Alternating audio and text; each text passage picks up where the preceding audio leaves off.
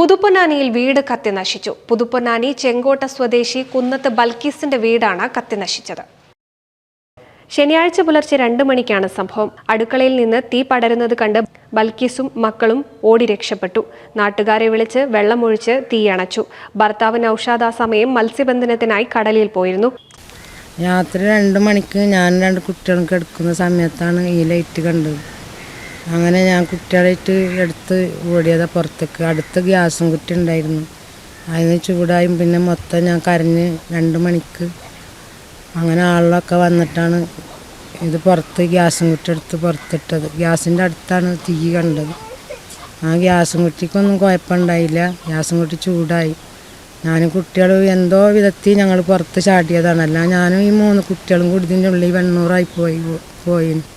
Fire force സംഭവ സ്ഥലത്തെത്തി. പോലീസും ഫിംഗർ പ്രിന്റ് വിദഗ്ധരും ഡിവൈഎസ്പി ബിജുവും സ്ഥലത്തെത്തി പരിശോധന നടത്തി. NCV news Ponnani.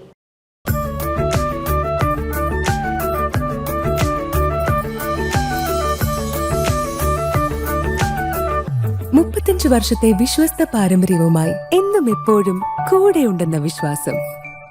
Basit wedding mall, Basith arcade, Poongottukulam, Tirur.